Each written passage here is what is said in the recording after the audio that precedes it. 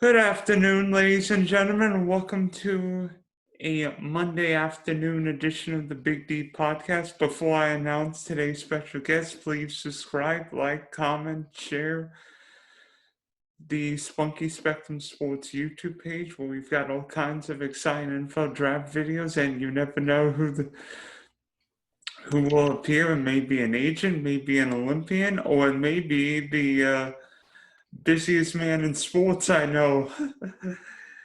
If you are in the Southwest Florida sports landscape, you would have likely seen or heard him cover every kind of FGCU sport event I could imagine. And during the weekend, you may see him do SEC college football games for CBS, or Sunday Fox's NFL Game of the Week. It's David Moulton. David, did I get everything?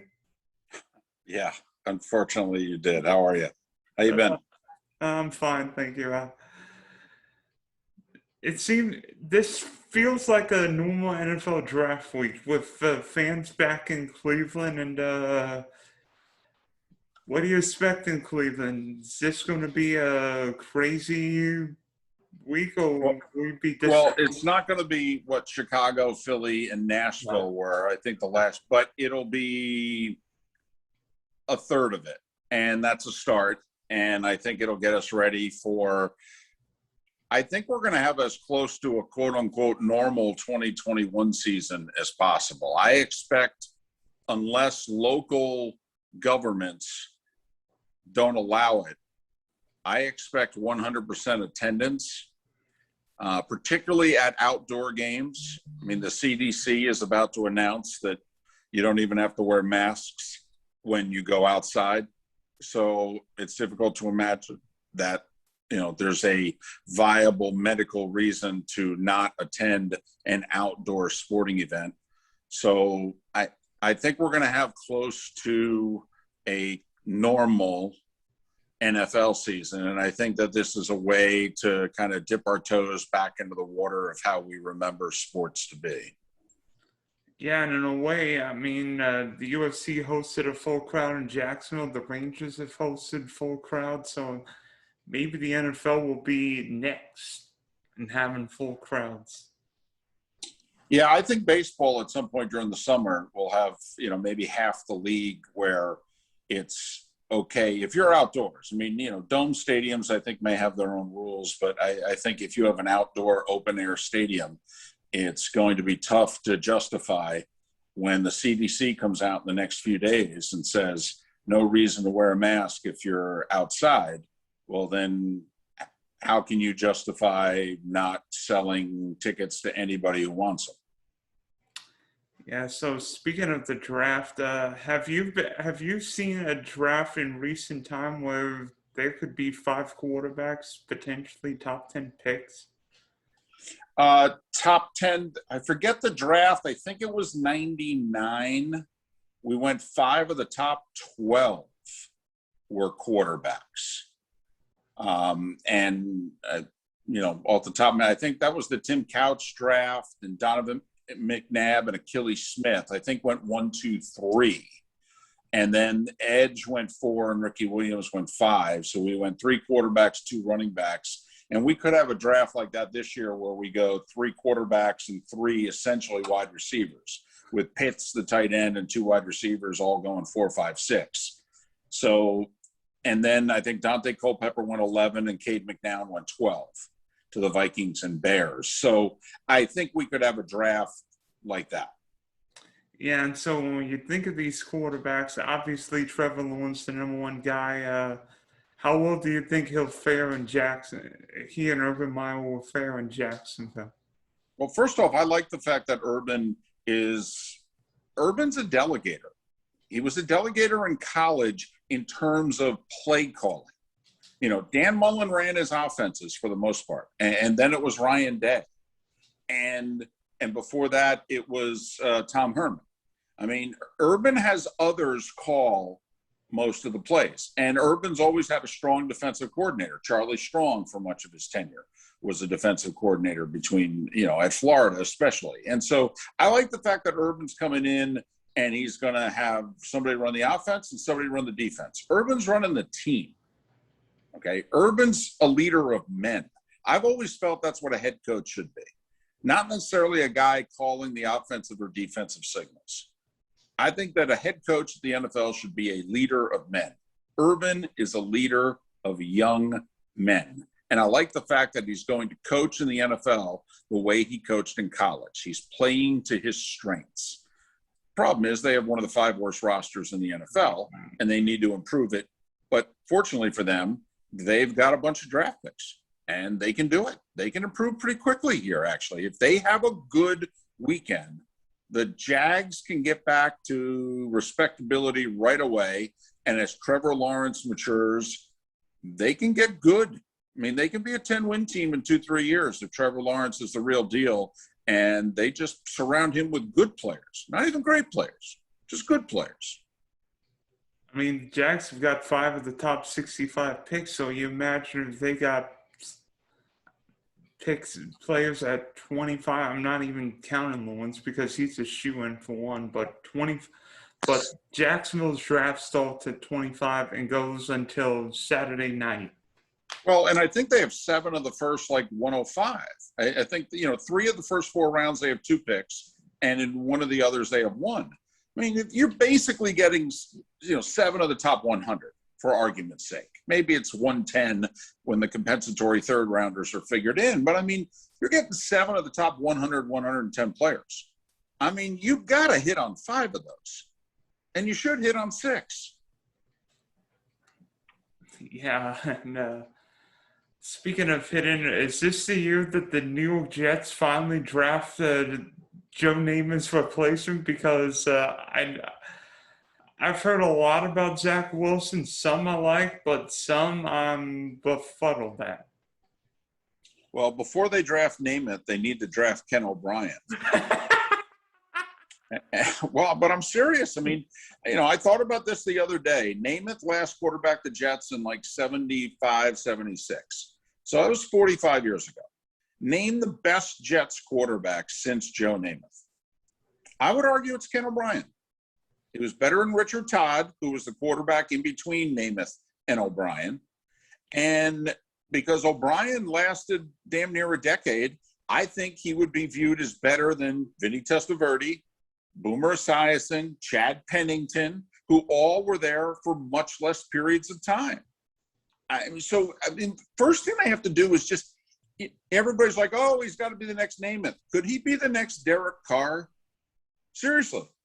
A good quarterback for 8 to 10 years would really help that franchise out a lot. I mean, quite frankly, that's what the Dolphins are hoping for with Tua. Oh, the next Marino. And how about if Tua's a good quarterback for 8 to 10 years? I mean, seriously, who's the third best quarterback in Dolphins history? It's Marino and it's Greasy. Who's the third best? I mean, that's all that's all I'm wanting here from Tua. I want it 15 years from now when his career's done, hopefully, that people go, he was the third best quarterback in franchise history. And that's pretty good because the first 2 are in the Hall of Fame. Yeah. It seems interesting because to me, the quarterback who's befuddling most people right now is someone you saw a lot in college, Mac Jones. Well, I think if Mac Jones were going in the middle of the first round, I think people would be fine with it. Yeah. They'd be fine if he was the 4th or 5th quarterback taken. But the fact that San Francisco traded all the way up to 3 and looks as if they're going to take Mac Jones, people are struggling with. And we'll see if it works out. I mean, Kyle Shanahan and John Lynch are putting their careers on this pick. And I would not take Mac Jones over Justin Fields. I wouldn't do it. Now, in the Niners system, and I think when they draft Mac Jones, they're going to move on from Garoppolo right away. I would not. I would keep Garoppolo for a year, and I would draft Justin Fields. And then I would move on from Garoppolo and hand it over to Fields. And that to me, Dylan, is, do you think Justin Fields is a franchise quarterback? Yes or no? Yes. Okay, and if you do, then I think if you're Atlanta, you have to take them. I don't care what your situation is. You do not pass up franchise quarterbacks. Period. End of sentence. That's how teams end up looking back 15 years later going, how in the world did we not draft Aaron Rodgers? Think about it. Detroit on the clock at 7. And it's like, well, we traded for Jared Goff. So hold on a second. Do you think Jared Goff's a franchise quarterback, or do you think he's a placeholder? If you think Justin Fields is a franchise quarterback, you got to draft him. It's not Matt Stafford's fault the Lions didn't win in the last 12 years. It was the organization's fault. They drafted a franchise quarterback. He held up his end of the bargain. You failed him miserably. That's on you. Yeah, maybe the fact that Megatron retired showed the ineptness of the Lions franchise. Because off the top of your head right now, can you name 3 Detroit Lions? Well, the 2 greatest players in franchise history both retired young because they were tired of the ineptitude of the organization. Barry Sanders and Calvin Johnson. That says a lot. Yeah, and Megatron didn't even win a playoff game in Detroit. Did he even play? They got 2. They lost 2 playoff games. I'm trying to think. Was Megatron still playing in that crazy that game against Dallas with that phantom holding penalty? Let's see. It was 2014, and he just got in the Hall of Fame, so I think he was. I think that was his last full year. I think. Yeah, that would have been 2014. Yeah, it was either the year before or the year after he retired. I'm not sure, but and so speaking of Fields, do you think Fields and Lance have got a chance to be successful in the NFL? Because to me, I think Fields' second best quarterback in this draft. He reminds me so much of Deshaun Watson. And people are picking and prodding him because he played inconsistently. But if you look at Ohio State, they dealt with so many COVID issues. There wasn't a consistency in the schedule because 1 week they played, 1 week they'd be off. But I look at that Clemson game and think Clemson kicked the crap out of him, and he played the best college game of his career. Bill Walsh had a feeling about players in the draft. If you can see him perform at a certain level, it is up to us as coaches to get that player to perform that way consistently. If you watch Justin Fields against Clemson, there's no way that Mac Jones, Zach Wilson, and Trey Lance are better than that. Now, I don't know if he can do that again. But as a organization, as a staff, I have to draft him, and I got to say, we need to get this because it's in there. I just saw it. It's right here on tape. All right? We need to get this out of him, and if we do, we're going to be a really good team for a long time. I'm big on Justin Fields. If I was Atlanta, I would take him at 4. And I know I got a Matt Ryan problem and $40 million on the cap for each of the next 2 years. I don't know what to tell you. The Packers drafted Aaron Rodgers when they had Brett Favre in his prime. Listen, when you think there's a franchise quarterback there, you take them and you figure it out afterwards. And maybe in a way, if you draft Justin Fields, I'm not sure if Fields should play right away. Matt Ryan being a great professional. No, I wouldn't play him right away, but I would not pass on him. Even Kyle Pitts, as much of a game changer as he is, he's not more valuable than a franchise quarterback. Next to a franchise quarterback, I think potentially he could be the most impactful player in the draft, but he's not more impactful than a franchise quarterback. I would draft the franchise quarterback. Now, Cincinnati, they feel they have one. Miami, they feel they have one.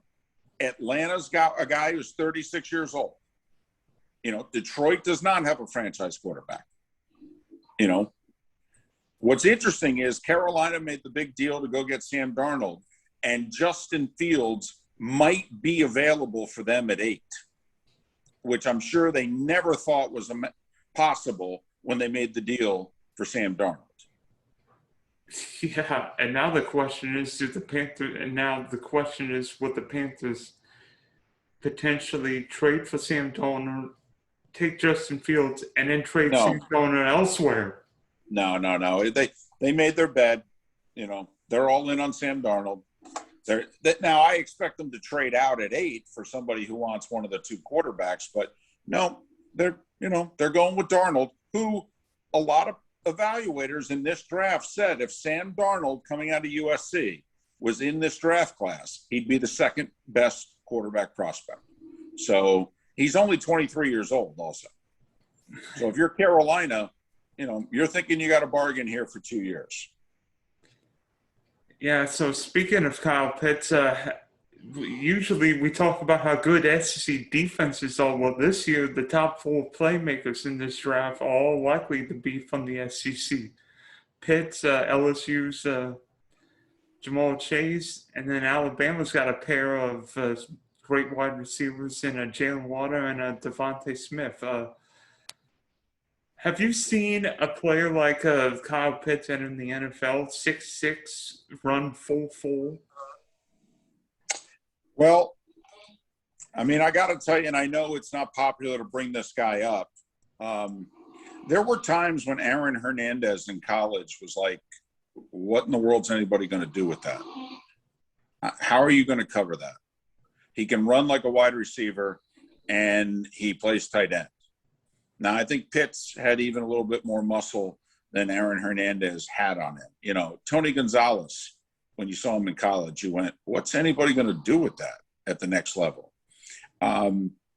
But, yeah, he can distort a defense. And when you have a player that can distort a defense, it is tough to put a value on that.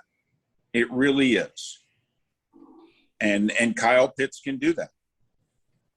And I would take him even over all the wide receivers. And you mentioned the 3 great wide receivers between LSU and Alabama. I mean, the best running back in the draft's from Alabama, Najee Harris. Alabama had 2 wide receivers taken in the first round last year, and LSU had a wide receiver and a quarterback, as did Alabama last year. I mean, if you look at the skill from the SEC on the offensive side that is entering the NFL within a 18-month period of time, it's pretty staggering. I mean, we're talking between quarterbacks, running backs, and wide receivers. Edwards-Helaire was a first-round pick. I mean, we could have 10 first-round picks between Alabama and LSU alone in the last 2 drafts, all on offense. 11 even. 3 quarterbacks between the 2 schools. 3. 2 running backs. And let's see, 4 wide receivers from Alabama. And 3 from LSU if Marshall also goes. If you count Terrence Marshall. So that might be 12? From 2 teams in a span of 12 months. And you wonder why defenses in the SEC have been getting torched in the last couple of years. Oh, I don't know. Maybe because the talent has shifted from one side of the ball to the other. And maybe all the skill position players are realizing, hey, Nick Saban and Aaron Orgeron seem to figure out some good passing offense. I'll learn from Steve Sarkisian or Joe Brady. Well, listen, guys who I think were, linebackers are now, playing tight end or big wide receiver. Power forwards are saying, no, I'll play football instead. I mean, the athlete now that's at receiver and tight end is unparalleled. Yeah, so when you look at this draft, especially the top 10 picks, obviously 1 and 2 are pretty much set in stone. We know the Jaguars are going to take Trevor Lawrence. We know the Jets are going to take Zach Wilson. Do you think the 49ers take Mac Jones? Because to me, yes. I think I do. I think it's done. You don't trade up to 3 and not know what you're doing. You don't give up 2 future first-round picks, a future third-round pick, and a pick swap where you move up 9 spots. You don't give all that up and then go, I wonder who we're going to take. No, I think it's done. And so, realistically, if the Niners take Jones, the question is, what will the Falcons do? Because if you ask me, I think they should. I actually think they should take Kyle Pitts. I think they will. Because you imagine this offense in 2021: Julio Jones, Calvin Ridley, and Kyle Pitts on that fast Mercedes-Benz Stadium carpet. How do you stop those guys? I have no idea. Word is Julio's on the trade market, though, because the Falcons have about $1 million in cap room left. They don't have enough money to sign their draft picks. So something has to be done. Somebody has to lose their job in Atlanta right now. So we'll see if they move on from Julio, who's probably in his final year as a Falcon anyway. But the problem is because of the cap situation on land, they can't trade until like June 1st. So well, that's all right. You can do a deal now, and designate it to go down on June 1st.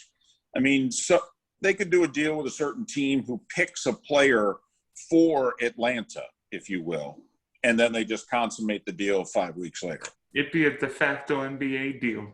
Exactly. But I think we go 3 quarterbacks, boom, boom, boom. We go Pitts, Chase, Devonta Smith, 4, 5, 6.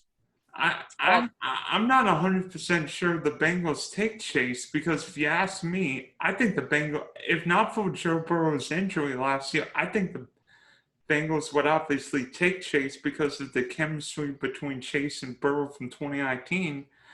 But with Cincinnati in a division where you've got some pass rushers in Cleveland and Pittsburgh, I think the Bengals need Slater.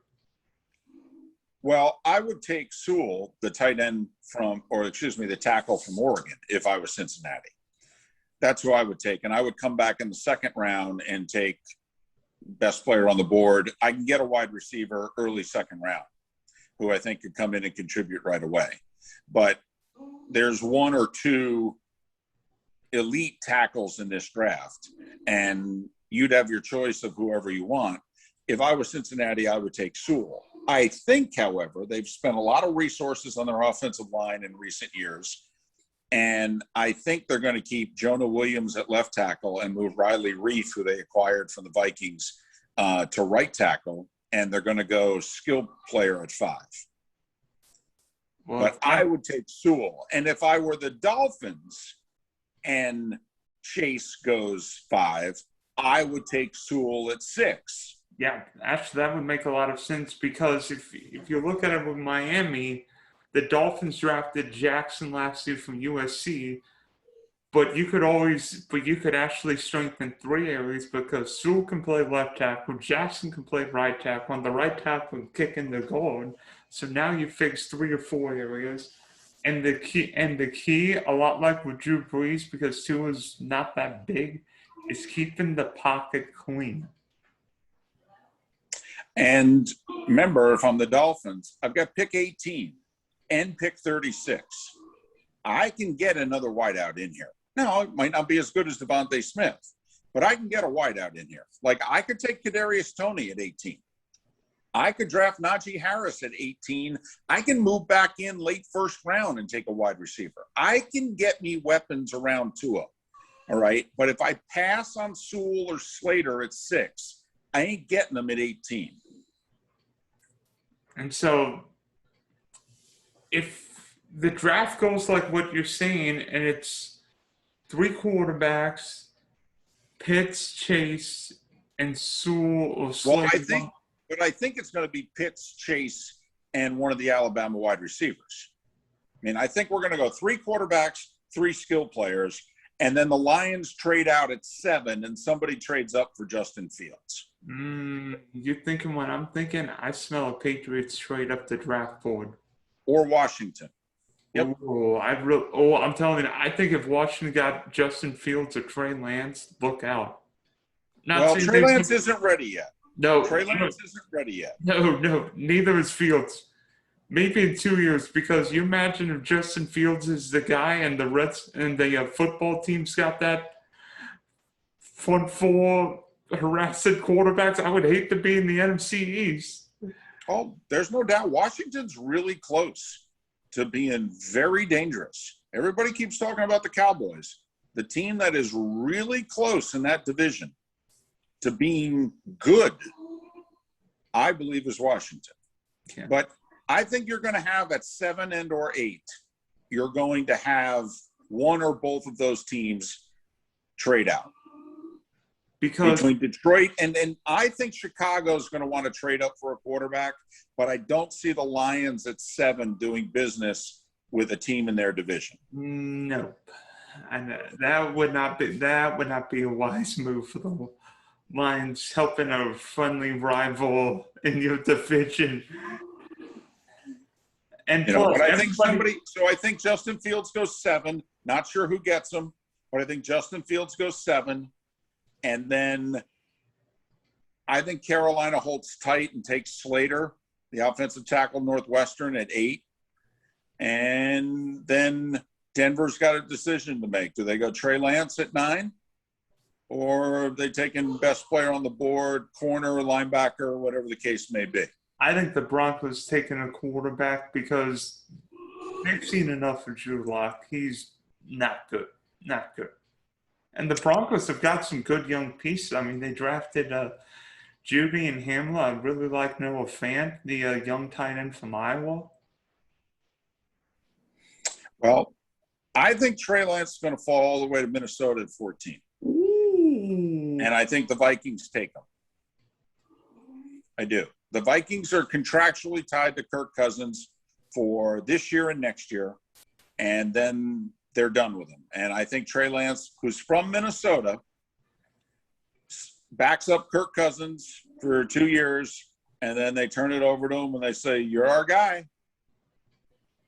So that's my, and I don't know if the Vikings, who don't have a second-round pick, can move up to get him or if he'll fall all the way to 14. But, I think between New England or Washington, one of them trades up to 7 to take Justin Fields, and I think the Vikings surprise everybody by getting Trey Lance. Wouldn't it make more logical sense for the Vikings to trade back and acquire more picks because you don't have that 2? Yeah, I mean, if they don't get Trey Lance, I could see them moving back. If Trey Lance is still on the board at 14 and somebody wants to move ahead of New England, say, or something like that, sure. All right, and try to get that second-round pick, that would make sense. Or if there's a certain defensive player, remember, we're going 7, 8, 9 picks in this draft. We haven't mentioned a defensive player. Yeah, all the offensive players are taking the defensive players to 1 right now. I mean, it's possible a defensive player does not go in the top 10. I've seen I've created some mock drafts where there are no defense. You could have 5 quarterbacks, 4 wide receivers, and 2 linemen go in the top 11 picks. Absolutely. Absolutely. I mean, that probably won't happen. I mean, but you imagine if it's top 10 all offense, and we're saying offense wins games and defense wins championships. I'm like, well, then why is everybody taking offense?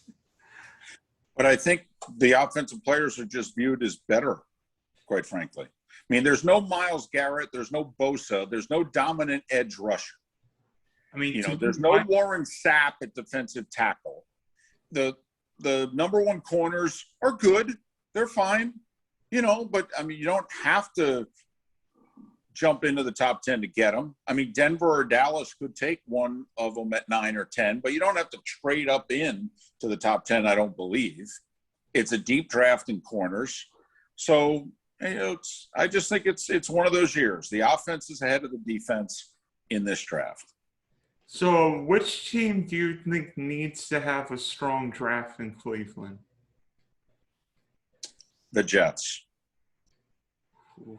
Because they can't just rest on Zach Wilson, because they rested on Sam Darnold and then proceeded to commit organizational malpractice around him. I mean, they really did. If you look at what Sam Darnold was surrounded with at the Jets, it was organizational malpractice. That's how bad a job he did. I mean, last year, for example, Le'Veon Bell was supposed to be the guy to help their running game. They loaded him after a month. He was a dog. All right. They let their best wide receiver, Robbie Anderson, leave to go to Carolina for less than $10 million a year. I mean, Sam Darnold will like life so much better in Charlotte. He won't be able to hide his joy. He'll play behind a better offensive line with better wide receivers and Christian McCaffrey. Yeah, you got the NFL's best tailback and a young offensive mind head coach, and I think one of the rising stars of the offensive coordinator business. I know he's 15 years old, but Matt Rule and Joe Brady can create havoc. I think Sam Darnold will be a top 10 quarterback this year. I may be crazy. Well, how about we start with top 15? But I think that this is going to be a lot like Ryan Tannehill when he went to Nashville. And all of a sudden, people went, wow. So it was the Dolphins. It wasn't Tannehill. Is that what we're saying? Yes, that's what some of us have been saying. Ryan Tannehill was fine. Adam Gase and everyone around him, not so fine.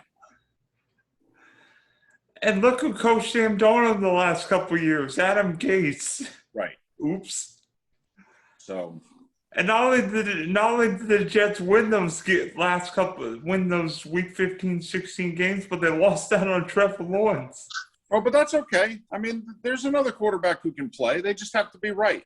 But more importantly, they have to put talent around them. That is one of the it's why Mac Jones has the best chance to succeed. If the Niners draft him, he will be drafted by a far better team than where Lawrence is going, where all the others are going. I mean, the other teams are really bad teams. The Niners are not a really bad team. Remember, the Niners were 12th besieged by injuries in the toughest division in the league. And they moved up to 3. I mean, Mac Jones can succeed, and he can succeed quickly. I just think his ceiling is a lot lower than a couple of other guys in this draft who are going to be available. Would in essence, Mac Jones be basically driving an SUV, while these young quarterbacks would be driving a fast Mercedes and basically say, "Hey, kid, we'll give you the." No. I think it's the other way around. I think Mac Jones is going to be driving a Porsche, which could be a Lamborghini, okay? And all he's going to be asked to do is, hey, can you just keep this thing on the road? Meanwhile, the other guys are going to have to compete with Mac Jones and the Niners, and they're in a Hyundai. Yeah. Now, maybe in a couple years, they'll have a Porsche. But right now, they're driving Hyundais. And I own Hyundais. It's a good, solid car. But it's not winning any races. Yeah, it's not beating Colin Murray and Lamar Jackson in a race, right? No. So what do you think will be the biggest story? What do you think will be the biggest talking point from this draft? Who trades up where to get Justin Fields? And Trey. That'll be the biggest talking point. And then who trades late into the first round to draft the 6th quarterback? Because I think someone will. Whether it's Kyle Trask, whether it's Davis Mills from Stanford, I think somebody trades in with Baltimore at 31 or Tampa Bay at 32 to take the 6th quarterback of the first round. Do you think the Saints potentially take one of those guys, even throwing Kellen Mond from Texas A&M? No. I'd be shocked if Mond went in the first round. Washington's apparently done a lot of kicking the tires on Kellen Mond, so maybe look for Mond at 51. I could see the Patriots, if Trask falls to the middle of the 2nd round, New England taking Trask there. But it's also possible, I mean, New England, I think, is a candidate to move up for a quarterback. I also think they're a candidate to move down and take the 6th quarterback late in the first round. I really do. I mean, the Patriots offseason has been uncharacteristic. Bill Belichick's actually spent money. Well, I think he took a look at the roster and realized, you know what? It's not that good. I thought it was better than this. And I found out last year it wasn't. And he's gotten old on defense, so he's got to replenish it quickly. And you could argue, if you believe Miami is a good team, Buffalo has proven they're a very good team. Well, there hasn't been too many times in the last 20 years that there have been two other good or better teams in the AFC East not named the Patriots. So, there is no shortcut to winning anymore in the AFC East. New England has to get good because the rest of the division has finally gotten good around them. Yeah, I mean, the Jets won the AFC Championship game, and Miami was a win away from the playoffs with Tua not exactly playing like his Alabama stats, but that's a story for another day. Well, yeah, I mean, Buffalo won 13 games and the Dolphins won 10. And I don't think there's been another time during this 20-year run for the Patriots when there's been two teams in the AFC East not named New England win double-digit games. I'm trying to think the year that Tom Brady tore his ACL, how many games did the Jets win? Well, I think I know they went 9-7. They went 9-7 that year. The Dolphins won the division at 11-5. The Patriots lost the tiebreaker at 11-5, and that is probably the best year to compare where the AFC East could be now. And remember, the Jets have the resources here. They got a ton of cap room. They have a ton of picks this year. They've got 3 first-round picks next year. I mean, listen, Cleveland finally got it right. The Browns are now good. I mean, I know teams who have certain names and certain helmets we think are always going to be bad. Sometimes they figure it out and they get good. The Saints were awful for 30 years. They've kind of figured things out. What if Joe Douglas figures things out? I mean, he drafted well last year. I mean, maybe the Jets hit on a couple guys and then they're right. And if they get the quarterback right and do a decent job around them, you get good quickly. Yeah, I can't wait to see what happens in Cleveland. So I guess we'll see you around, David. Whether it be FGCU or stadiums across the country. Well, I'd love to do a little FGCU baseball in May. I got to be honest. But Dylan, thanks for the call. Thank you.